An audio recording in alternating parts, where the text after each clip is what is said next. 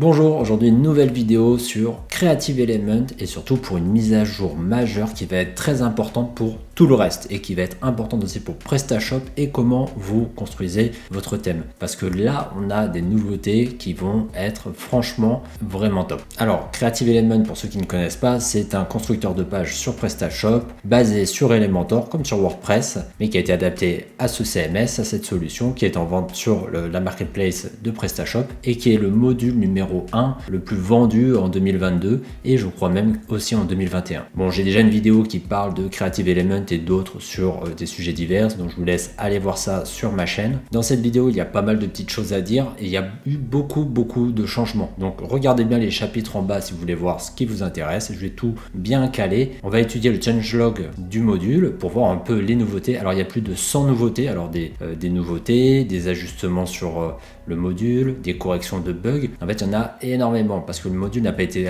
mis à jour depuis septembre 2022. Donc entre temps, ils ont beaucoup bossé parce qu'il s'est passé beaucoup de mois et ils ont fait beaucoup de choses. Et il y a surtout une chose très importante que je vais parler un peu plus tard dans la vidéo parce que ça va prendre plus de temps. Ça va être le style guide qui va tout changer. Alors, vraiment sur PrestaShop, ça va changer pas mal de choses si vous utilisez le module. Mais on va d'abord regarder ce changelog ensemble pour voir un peu les nouveautés, ce qui est important. Et il faut savoir que si vous voulez le mettre à jour, et vous pouvez le faire assez facilement depuis le back-office. Bon, je conseille toujours de faire une petite sauvegarde de votre site avant, mais j'ai pu tester sur mon PrestaShop de test qu'on va voir après qui est un peu vieux et pareil, il y avait une vieille version de Creative Element dessus, j'ai mis à jour et hop, j'ai eu 0 bug, j'ai eu toutes mes données de sauvegarder. Attention, je préfère prévenir de faire une petite sauvegarde et surtout que vu qu'elle vient juste de sortir, on ne sait pas, il y a peut-être d'autres correctifs qui vont sortir pour justement des ajustements, des corrections de petits bugs. Voilà, c'est mon petit conseil. Alors nous voilà devant le changelog du module pour cette version 2.9.14.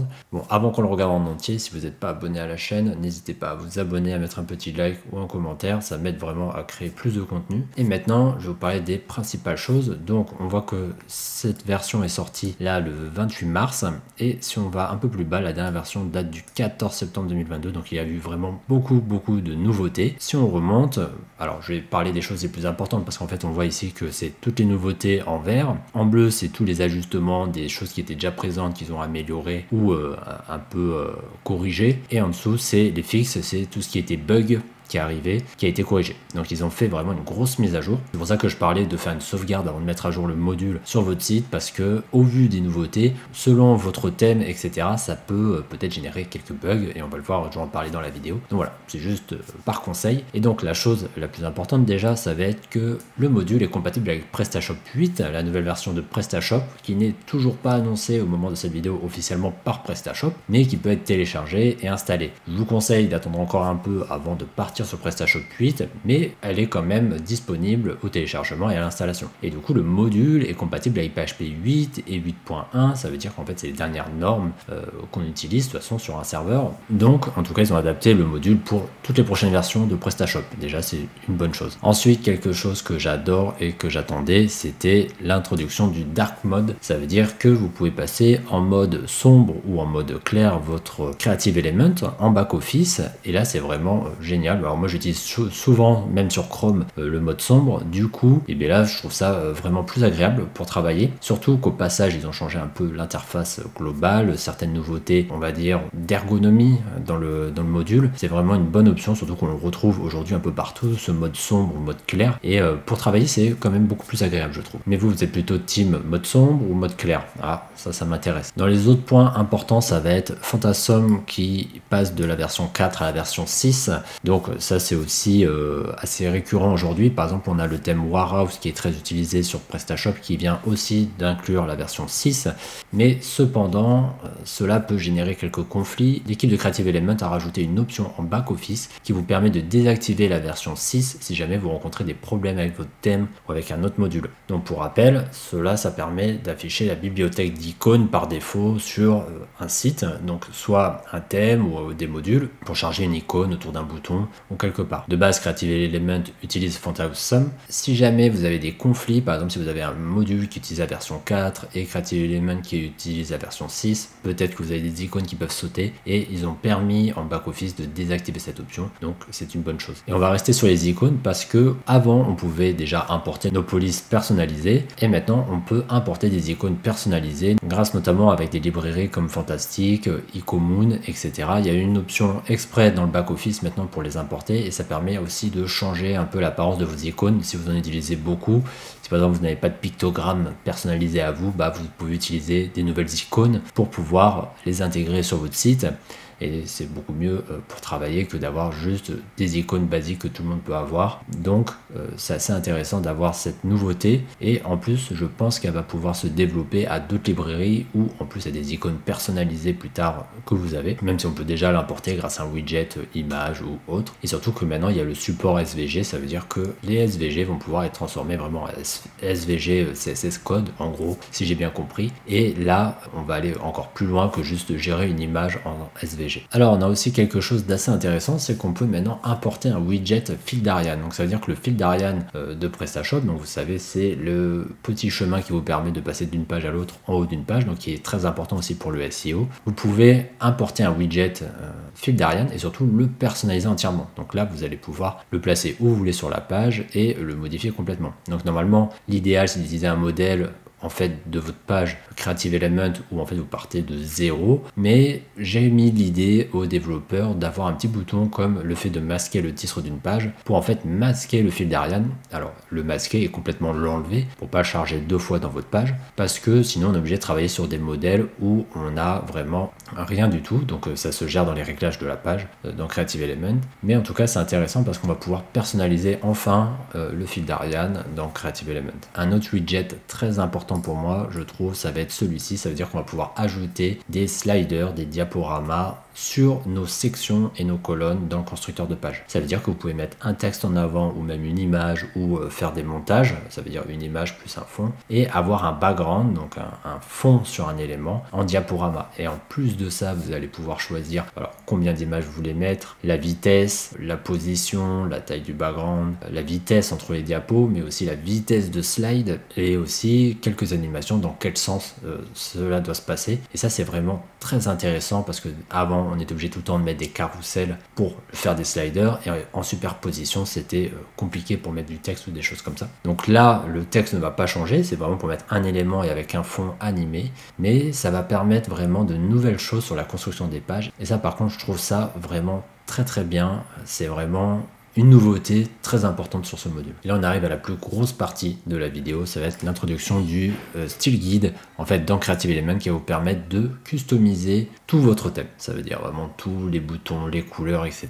Et en fait ça englobe pas mal de choses qu'on peut voir ici.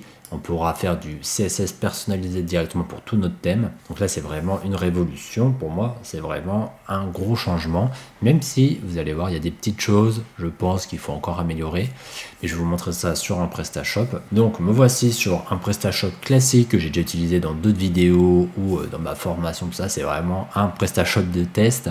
Pour le style guide et toujours pareil pour Creative Element, je recommande toujours le thème par défaut classique parce que c'est celui où on est plus sûr de la compatibilité.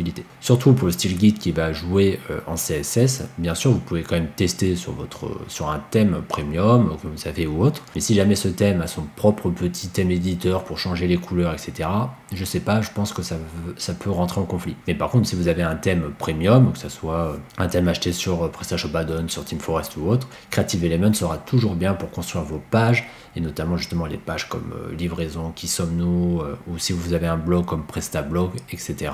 Vu que tout est compatible, c'est beaucoup plus simple pour construire ces pages. Mais par contre pour le style guide, moi je pense quand même que le thème classique ou un thème de base comme ça fonctionnera mieux. Donc là vous voyez mon thème, il est complètement, il est assez basique, hein, c'est un thème gratuit que je mets à disposition qui est plus à jour depuis un moment sur mon site perso. Et en fait si on rentre dans un produit, vous allez voir que j'ai bien les couleurs de base de PrestaShop, il n'y a rien qui change, c'est vraiment du classique pour l'instant. Donc là on est dans mon back office de test, vous voyez en plus c'est une vieille version de PrestaShop 1.7.7.3 et en plus ça marche parfaitement. Bon, bien sûr j'ai testé sur la version de PrestaShop, la version 1.7.8.8, et au final il n'y a aucun souci, ça marche très bien. Donc moi je m'en sers de test pour pas mal de choses sur Creative Element, et vous allez voir que maintenant on a une nouvelle entrée, c'est le style de thème ici, donc je peux cliquer dessus. Je remercie les développeurs de Creative Element de m'avoir donné une licence d'accès pour pouvoir en fait tester, c'est assez sympa. Donc depuis maintenant plusieurs années je travaille avec eux pour leur faire des retours et ainsi de suite, et d'ailleurs c'était quelque chose aussi que j'avais remonté, de pouvoir modifier toutes les couleurs etc du thème par défaut. Donc là j'ai déjà un style guide en fait que j'avais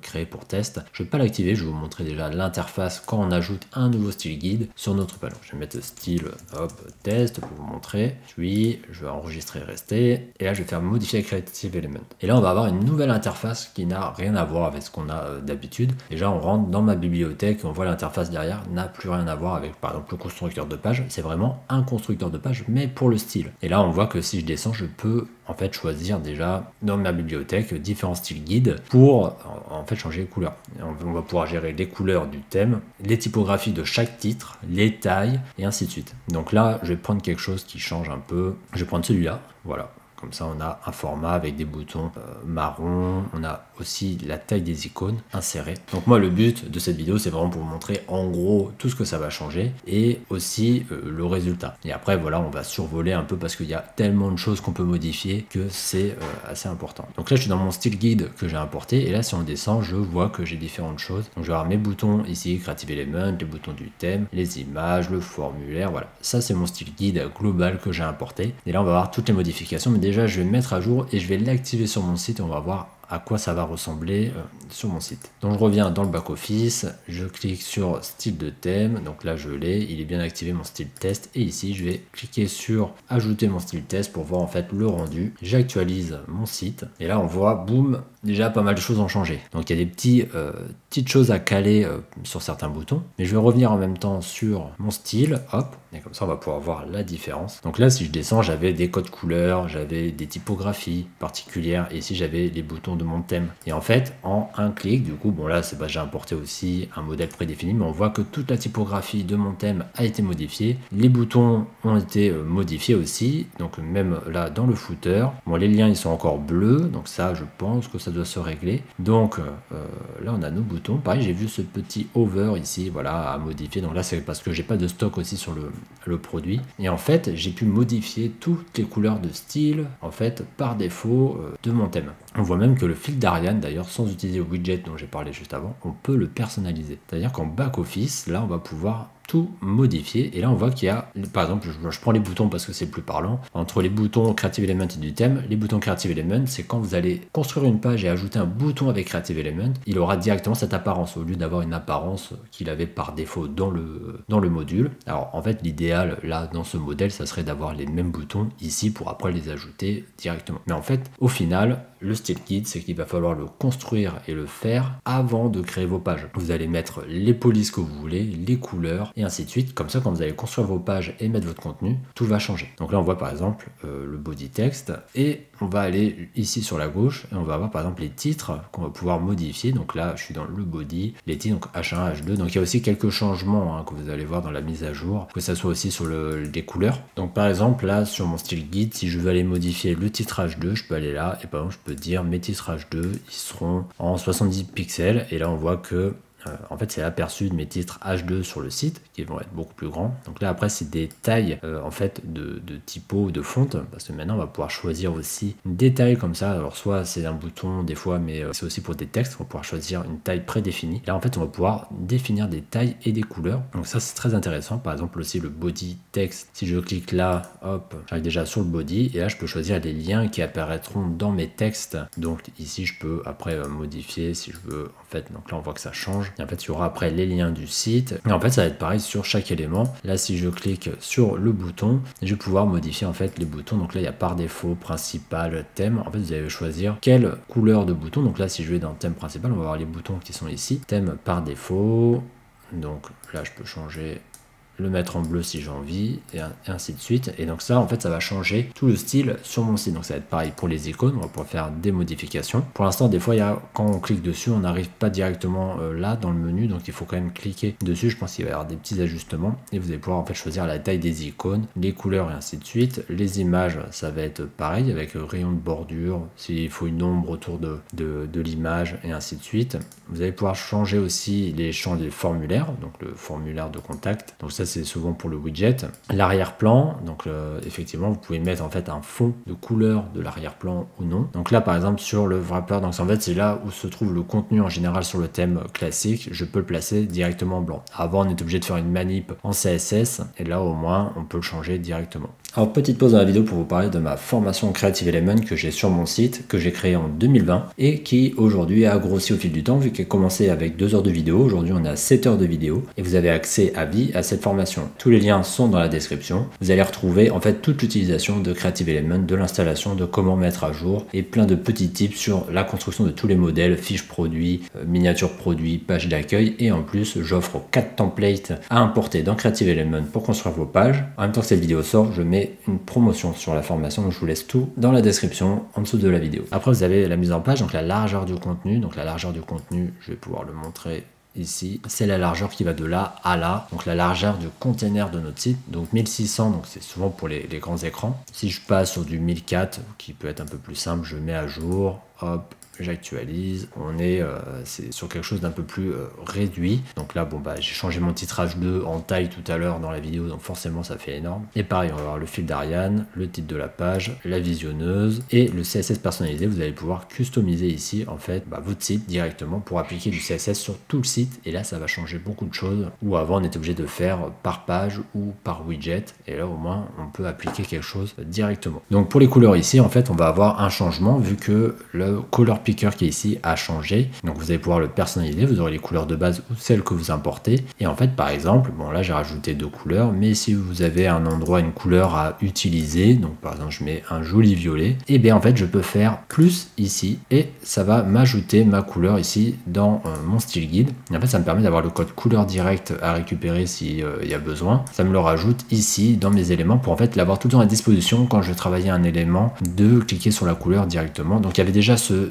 style avant, mais on était obligé de le faire page par page ou des fois c'était moyen. Là, vous le faites sur le style guide et vous l'aurez partout sur le site. Alors par contre, la seule chose, c'est que je sais pas encore ou j'ai pas compris comment en supprimer un. Donc là, c'est un peu embêtant, mais je pense que c'est des petites choses qui vont être modifiées au fil du temps. Après, je pense qu'aussi le color picker, on peut le changer directement dans les réglages d'une page et donc peut-être pas dans le style guide directement. Alors du coup, cette nouveauté va en fait changer vraiment la conception sur Creative Element. Donc si vous avez déjà un site entièrement conçu avec Creative Element, bon, peut-être refaire tout le style guide, ça peut être un peu compliqué, mais ça va vous aider à créer des nouvelles pages.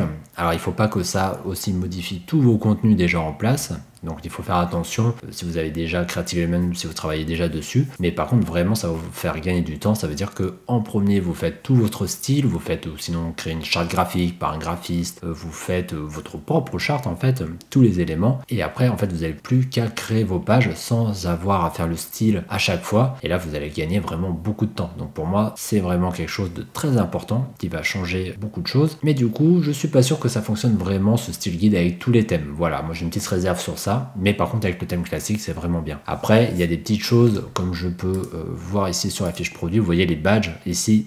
Pour moi, on ne peut pas changer encore les couleurs. Donc ça, c'est un peu embêtant. Mais par contre, si vous faites une fiche produit personnalisée avec un modèle de fiche produit, dans tous les cas, vous allez pouvoir l'éditer. Mais il y a des petites choses là, comme les tabs encore, j'ai pas trouvé.